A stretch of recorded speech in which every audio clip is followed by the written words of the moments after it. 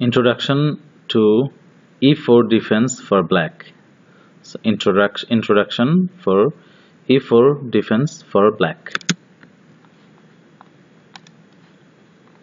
While white gets to make the first move in chess, black can also decide the direction of the opening by choosing an opening to fight for the center and put their pieces on good squares. Even though black moves second and is essentially a half step behind white, with good play, black can hope to equalize in the middle game or even gain the advantage. Let's take a look at some key openings for black. After e4, the first two openings we will look at for black focus on preventing white from easily placing another pawn in the center with d4. The most solid of these options is e5, gaining a fair share of space in the center for black and preparing to capture white's pawn if it moves to d4. After the typical knight f3, black has a few reasonable moves in this position. The most common is knight c6. Before looking at this move, let's consider some other options. One option is to play d6. This is known as the Philidor Defense. The Philidor is a solid but passive opening. It is considered passive because d6 blocks black's dark-squared bishop from developing toward the center, so the bishop will not control many squares in the opponent's camp early in the game. For this reason, white often plays d4, gaining more space in the center and threatening black's pawn on e5. After e takes d4, knight takes d4. Black would like to play bishop to c5 to put pressure on the knight on d4. Notice the pawn on d6 blocks the bishop from becoming active. Black will have less space to use for development, so black's position will be solid enough, but passive. Another opening choice for black is to play knight f6.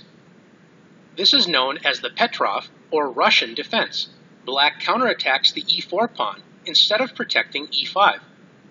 After knight takes e5, it's very important for black to play d6. If instead black plays knight takes e4, black is in serious trouble after queen e2. White attacks the knight with the queen. If black tries to defend the knight, say with d5, white will simply attack the knight with d3 and force it to move.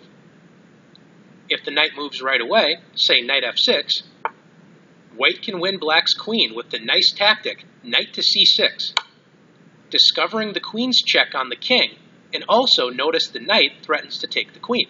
Black is going to lose a queen in this position.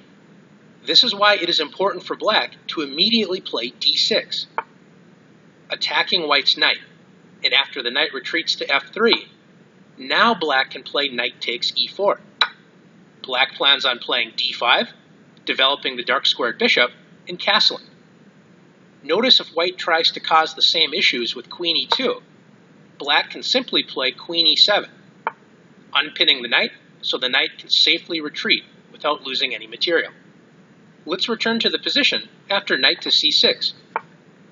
This is black's most popular option, protecting the e5 pawn and developing a piece toward the center. After bishop to c4, the Italian game, black has two main options, bishop to c5 or knight to f6. After knight to f6, white is able to play the aggressive and very dangerous move knight to g5, joining the bishop's attack on f7. As you are starting out, it's best to avoid these complications, where one misstep can lose the game for black. This is why we recommend bishop to c5. Notice that knight g5 is not possible in this position because the queen on d8 protects the g5 square. And after castles, in knight f6, black is ready to castle on the next move with a solid position. The other popular opening to put pressure on d4 is the move c5. This is known as the Sicilian Defense. Black does not worry about putting a pawn directly in the center to control equal space, but wants to set up an imbalance in the pawn structure right from move 1. White typically plays knight to f3. And after knight to c6, white usually opens up lines with d4. This is known as the open Sicilian. Black does not allow white to keep two pawns in the center and plays c takes d4. Black captures a center pawn, d4, with a wing pawn, c5, A wing pawn is a pawn that is not on the central D or E files. So after knight takes d4, notice that black has two pawns that can move into the center, e7 and d7, while white only has one pawn, e4.